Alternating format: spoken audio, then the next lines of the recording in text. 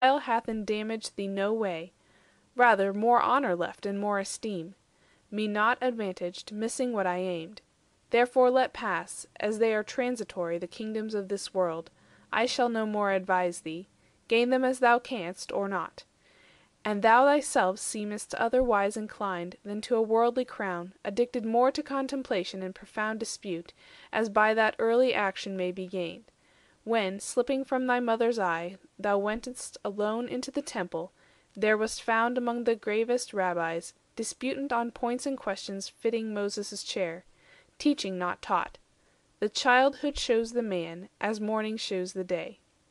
Be famous then by wisdom. As thy empire must extend, so let extend thy mind o'er all the world in knowledge, all things in it comprehend.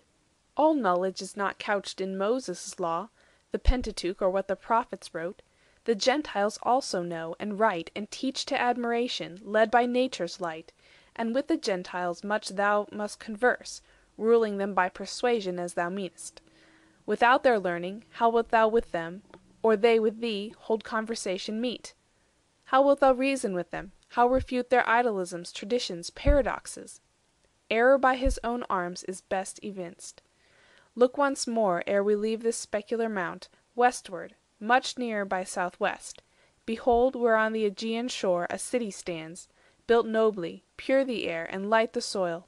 Athens, the eye of Greece, mother of arts and eloquence, native to famous wits, or hospitable in her sweet recess, city or suburban, studious walks and shades.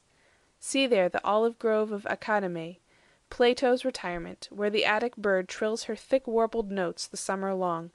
There flowery hill, Hymettus, with the sound of bees' industrious murmur, oft invites to studious musing. There Ilissus rowels his whispering stream. Within the walls then view the schools of ancient sages, his who bred great Alexander to subdue the world, Lyceum there, and painted Stoa next. There thou shalt hear and learn the secret power of harmony, in tones and numbers hit by voice or hand, and various measured verse, Aeolian charms, and Dorian lyric odes, and his who gave them breath, but higher sung, blind Melesigenes, thence Homer called, whose poem Phoebus challenged for his own. Thence what the lofty grave tragedians taught in chorus or iambic, teachers best of moral prudence, with delight received in brief sententious precepts, while they treat of fate and chance and change in human life, high actions and high passions best describing. Thence to the famous orators repair, those ancient whose resistless eloquence wielded at will that fierce democracy, shook the arsenal, and fulmined over Greece to Macedon and Artaxerxes' throne. To sage philosophy next lend thine ear. From heaven descended to the low-roofed house of Socrates, see there his tenement, whom, well inspired, the oracle pronounced wisest of men, from whose mouth issued forth mellifluous streams, that watered all the schools of academics old and new, with those surnamed Peripatetics, and the sect Epicurean, and the Stoic severe. These here revolve, or, as thou likest, at home, till time mature thee to a kingdom's weight. These rules will render thee a king complete within thyself, much more with empire joined. To whom our Saviour sagely thus replied, Think not but that I know these things, or think I know them not, therefore am I short of knowing what I ought. He who receives light from above, from the fountain of light, no other doctrine needs, though granted true, but these are false, or little else but dreams, conjectures, fancies, built on nothing firm. The first and wisest of them all professed to know this only, that he nothing knew. The next to fabling fell and smooth conceits. A third sort doubted all things, though plain sense. Others in virtue placed felicity, but virtue joined with riches and long life. In corporal pleasure he, and careless ease. The Stoic last in philosophic pride, by him called virtue, and his virtuous man, wise, perfect in himself, and all-possessing, equal to God, oft shames not to prefer, as fearing God nor man, contemning all wealth, pleasure, pain or torment, death and life, which when he lists he leaves, or boast he can. For all his tedious talk is but vain boast, or subtle shifts conviction to evade. Alas!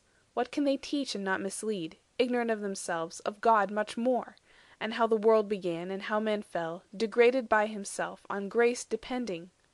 Much of the soul they talk, but all awry, and in themselves seek virtue, and to themselves all glory arrogate, to God give none; rather accuse him under usual names, fortune and fate, as one regardless quite of moral things. Who therefore seeks in these true wisdom finds her not, or, by delusion far worse, her false resemblance only meets, an empty cloud. However, many books, wise men have said, are wearisome, who reads incessantly, and to his reading brings not a spirit and judgment equal or superior, and what he brings what needs he elsewhere seek, uncertain and unsettled still remains, deep versed in books and shallow in himself, crude or intoxicate, collecting toys and trifles for choice matters worth a sponge, as children gathering pebbles on the shore. Or, if I would delight my private hours with music or with poem, where so soon as in our native language can I find that solace? All our law and story strewed with hymns, our psalms with artful terms inscribed, our Hebrew songs and harps, in Babylon that please so well our victor's ear, declare that rather Greece from us these arts derived, ill imitated, while they loudest sing the vices of their deities, and their own, in fable, hymn, or song, so personating their gods ridiculous, and themselves past shame. Remove their swelling epithets, thick laid as varnish on a harlot's cheek; the rest, thin sown with aught of profit or delight, will far be found unworthy to compare with Zion's songs, to all true tastes excelling, where God is praised aright, and godlike men, the holiest of holies and his saints.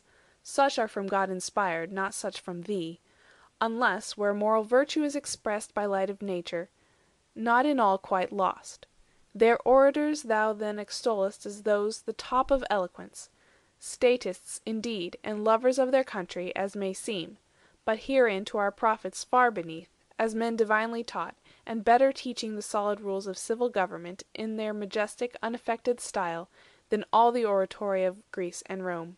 In them is plainest taught and easiest learnt what makes a nation happy and keeps it so, what ruins kingdoms and lays cities flat. These only with our law best form a king.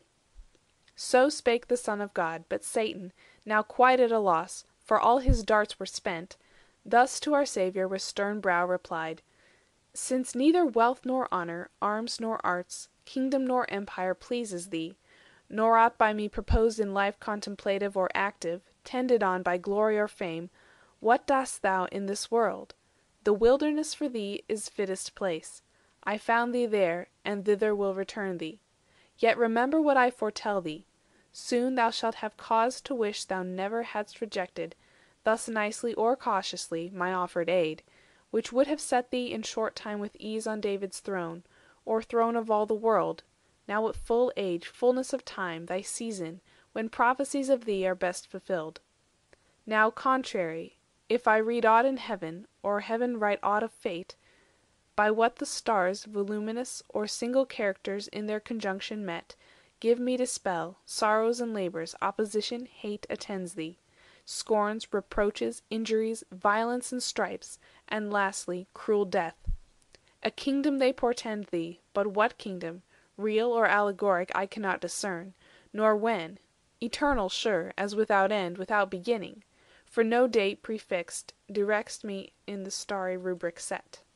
So saying, he took, for still he knew his power not yet expired, and to the wilderness brought back the Son of God, and left him there, feigning to disappear. Darkness now rose, as daylight sunk, and brought in luring night, her shadowy offspring, unsubstantial both, privation mere of light and absent day.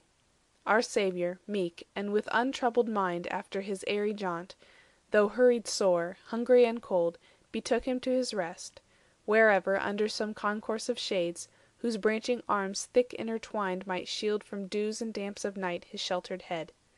But sheltered, slept in vain, for at his head the tempter watched, and soon with ugly dreams disturbed his sleep. And either tropic now 'gan thunder, and both ends of heaven, the clouds from many a horrid rift abortive poured fierce rain with lightning mixed, water with fire, in ruin reconciled. Nor slept the winds within their stony caves, but rushed abroad from the four hinges of the world, and fell on the vexed wilderness, whose tallest pines, though rooted deep as high, and sturdiest oaks Bowed their stiff necks, loaden with stormy blasts, Or torn up sheer.